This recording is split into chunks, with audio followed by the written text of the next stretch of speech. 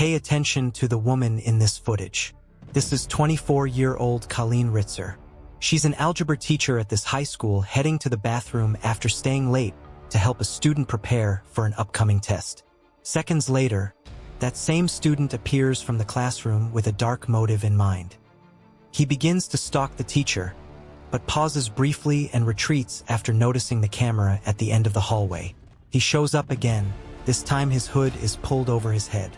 As he heads toward the ladies' bathroom, he slips on a pair of gloves and grips a box cutter. Silent preparations for the brutal violence he is about to inflict inside that bathroom. 11 minutes later, the boy walks out alone as he hurries out of the building. But he wasn't done yet. Moments later, with a different outfit this time, he wheels a trash bin towards the bathroom where the teacher was last seen. When he comes back out, he rows the bin, now visibly heavy, out of the school premises, unnoticed and unquestioned, dragging a dark secret into the woods that will change this town forever. As we uncover what happened to Colleen, how it all happened, and what led Philip to the horrific act that will break families. Tell us where you are watching from, and hit the subscribe button. It helps us spread stories like this to more people. October 2013, Danvers, Massachusetts. 24-year-old Colleen Ritzer was in her second year of teaching. She represented everything a teacher should be. Enthusiastic about mathematics, she regularly posted algebra puzzles on Twitter to engage her students beyond the classroom walls. She still lived with her parents Tom and Peggy in a home where family dinners were sacred and check-ins were never missed. Colleen Ritzer was not only loved at school, she was adored in her community. Born and raised in Andover, Massachusetts, she grew up with a passion for teaching from a young age. Friends described her as the kind of person who lit up a room when she walked in. She often volunteered at local children's programs, helped neighbors with tutoring, and loved photography and scrapbooking. Colleen was the kind of teacher who wrote inspirational quotes on her classroom whiteboard each morning, hoping to uplift even one student. She was known for wearing bright, cheerful scarves, always matching her warm personality. Her lifelong dream was to inspire students the same way her own middle school teachers had inspired her. Sadly, that dream was cut short. In her 9th grade algebra class sat Philip Chism, the new kid from Tennessee. His parents' recent divorce had uprooted him, transplanting him to Massachusetts with his mother while leaving his father behind. Tall and athletic, Philip excelled on the freshman soccer team, but socially he'd built walls around himself. Teachers noted his withdrawn demeanor. Classmates saw a quiet teenager who kept to himself. Nothing about his behavior suggested violence. Nothing hinted at what he was planning. That Tuesday, school dismissed at 2 p.m. Most students flooded out immediately, but Philip had been asked to stay behind. Colleen had offered to help him prepare for an upcoming test, a routine tutoring session, the kind dedicated teachers conduct dozens of times each semester. Neither of them could have known it would be her last act of kindness. But as the school hallways emptied and the sun began to set, something dark was unfolding, something no one could have predicted. Before we continue, subscribe so you never miss stories like this.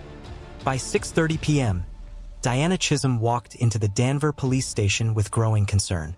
Her son hadn't shown up for soccer practice. He hadn't returned home for dinner.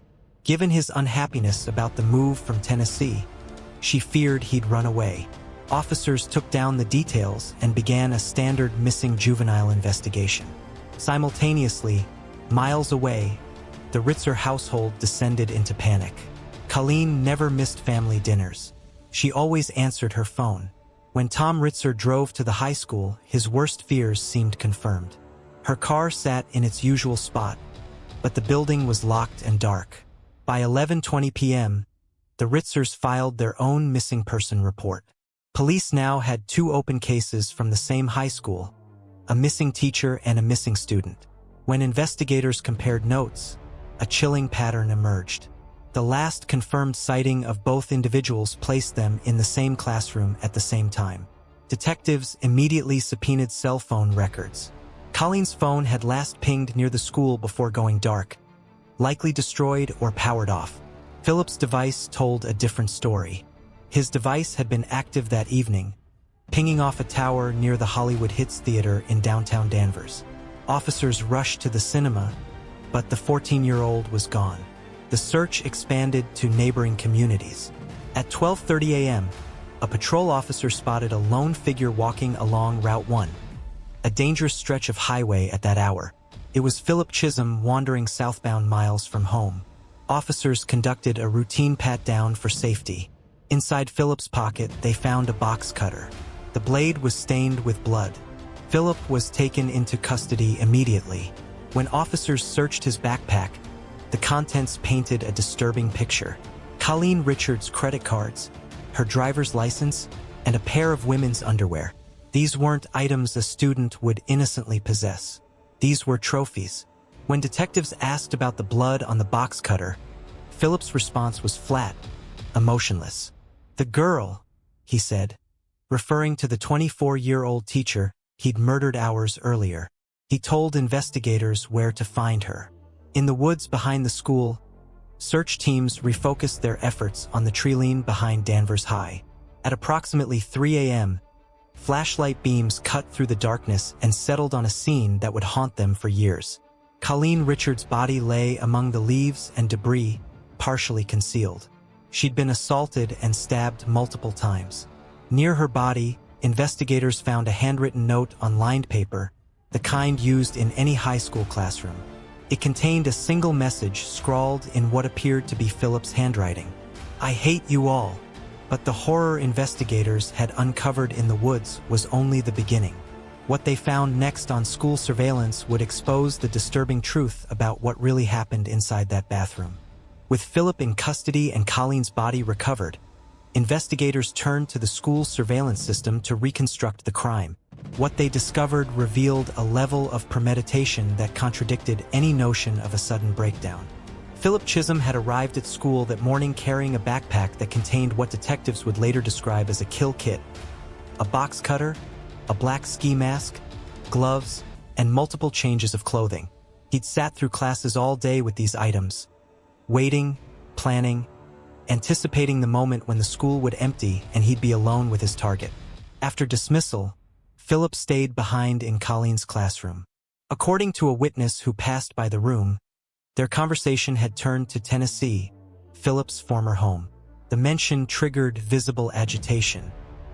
He began muttering to himself until Colleen changed the subject, likely sensing his discomfort. Just before 3 p.m., Colleen excused herself to use the second-floor bathroom. Surveillance footage showed Philip exiting the classroom seconds later. He followed her down the hallway, paused when he noticed the security camera, then committed. Hood up, gloves on. He entered the women's restroom behind her. What happened in those 11 minutes defied comprehension.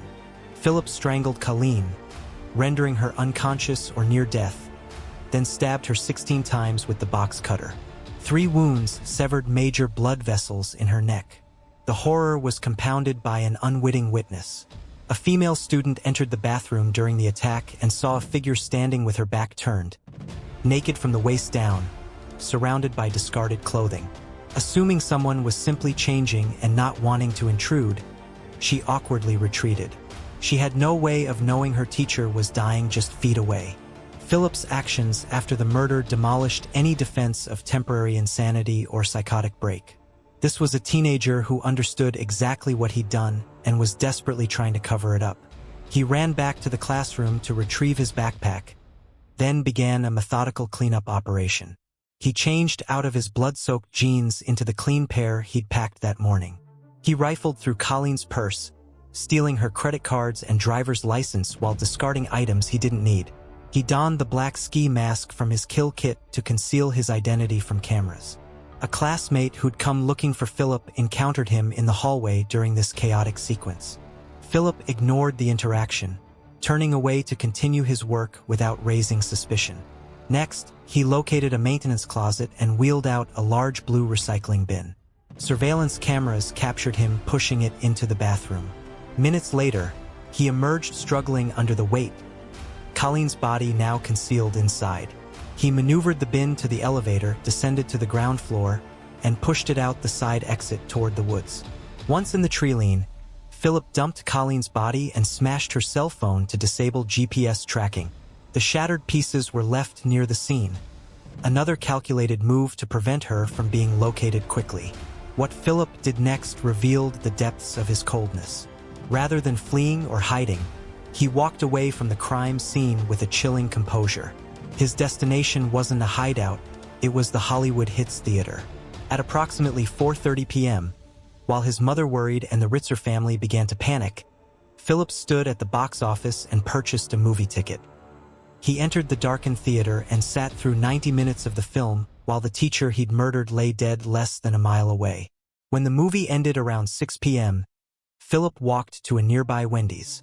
He ordered a meal and paid for it using Colleen's stolen credit card, a transaction that would later provide investigators with a digital trail and timestamp. After eating, he began wandering north along Route 1, walking aimlessly through the darkness until patrol officers located him. The autopsy report of Colleen Ritzer's corpse provided investigators with a clinical accounting of the violence Colleen endured. The medical examiner identified two distinct causes of death: asphyxiation from strangulation, blood loss from 16 stab wounds to the neck. 3 wounds had severed major blood vessels. While the pathologist couldn't determine which injury technically caused death, the sequence suggested Philip had strangled Colleen first to the point of unconsciousness, rendering her defenseless for the subsequent attack with the box cutter. The official cause of death was listed as a hybrid of both traumas. DNA evidence recovered from Colleen's body confirmed she'd been raped, and the sample matched Philip Chism. But the most disturbing discovery came from the crime scene in the woods. When police found Colleen's body, she'd been positioned in a suggestive manner. Evidence showed that after dragging her into the tree lane, Philip had used a 3-foot tree branch to sexually violate her. This raised a horrifying medical question. Was Colleen Ritzer still alive when this happened? The pathologists testified they couldn't be certain. While the neck wounds were fatal, death isn't always instantaneous. It was medically possible Colleen was still clinging to life during transport in the recycling bin and during the assault in the woods. This uncertainty meant Philip faced charges for acts committed against a living victim, adding layers of cruelty that transcended simple homicide. But even after this brutality, the story wasn't over. Philip would commit another violent attack, this time while awaiting trial, revealing just how dangerous he truly was. If you're still watching, hit the subscribe button as we uncover what happens next. Investigators finally began piecing together the moments that led up to Colleen Ritzer's final minutes, and what they uncovered inside that classroom painted a deeply chilling picture. Earlier that afternoon, Colleen was teaching her algebra class, doing what she always did, helping students understand the lesson, encouraging them, smiling through every explanation. Philip Chism sat toward the back of the classroom. He was usually quiet, withdrawn, often sketching in his notebook. Teachers had noticed he rarely spoke unless spoken to, but nothing about him suggested violence. But on that day, something was different. During class, Colleen noticed Philip wasn't paying attention. He was drawing again. Wanting to keep him engaged, she gently approached him and said something simple, something she had said to many students before: "I hope you're not drawing in class." To any normal student, it would have been harmless, even friendly. But investigators would later learn that Philip had become emotionally unstable in the months leading up to the murder. He was battling internal issues he never voiced. Many believed he was struggling with depression, anger, and isolation after moving from Tennessee to Massachusetts, a transition he never fully adapted to. He rarely talked to classmates. Teachers described him as quiet but distant, and students recalled moments where he seemed lost in his own world. So when Colleen, kind, soft-spoken Colleen, made that comment, it struck him differently. It triggered something deep and violent inside him.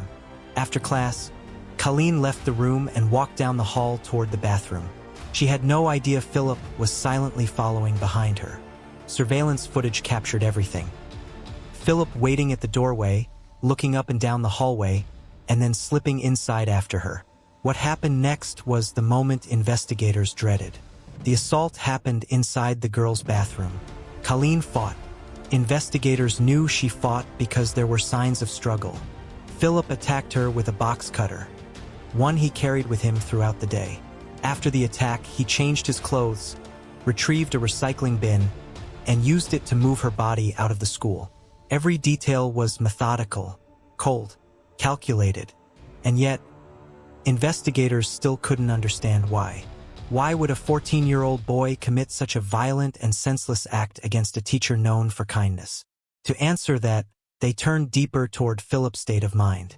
They discovered that in the weeks leading up to the murder, his behavior had grown increasingly erratic. He stopped engaging in soccer, a sport he once loved. He isolated himself even more at school. At home, he barely spoke. His mother had noticed shifts in his mood but assumed it was teenage adjustment. It wasn't. Prosecutors would later argue that Philip knew exactly what he was doing.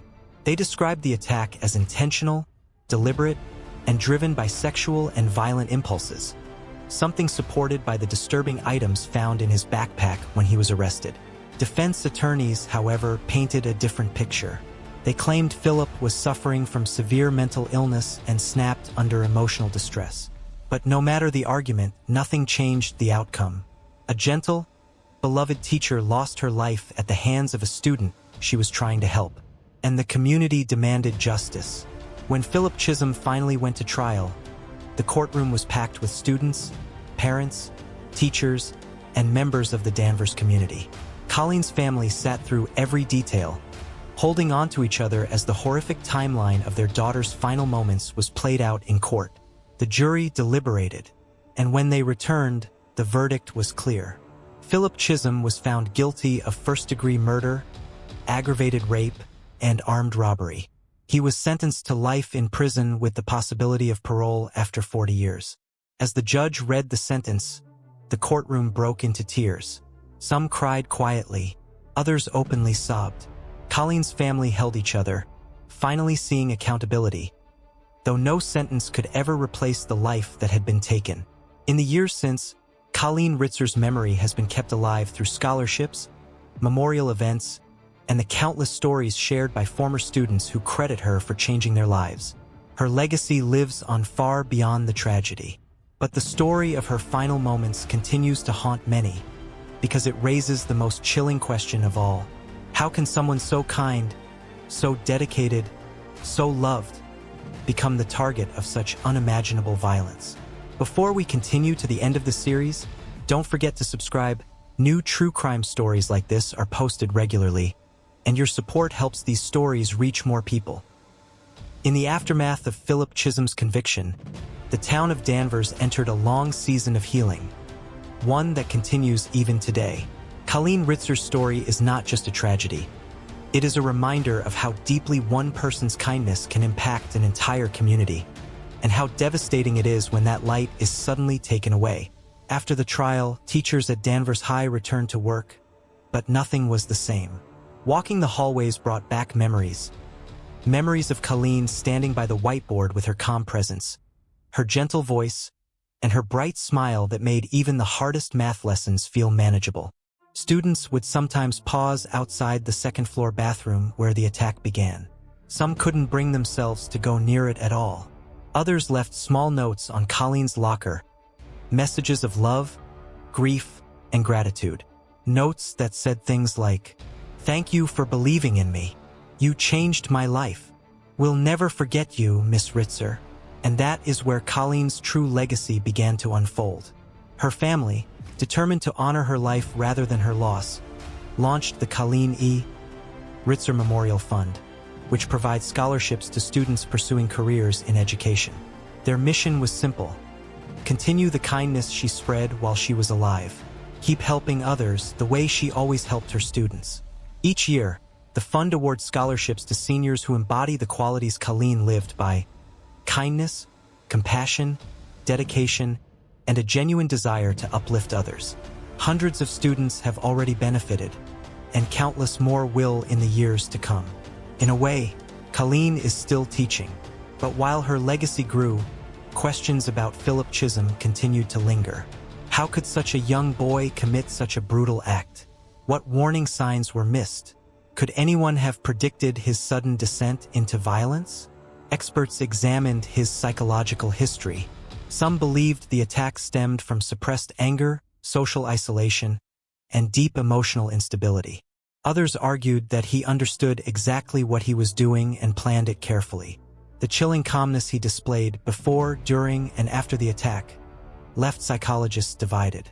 One thing was certain: the case sparked nationwide conversations about mental health in schools, the importance of early intervention, and the hidden suffering many young people carry in silence. But even in those discussions, one fact never changed.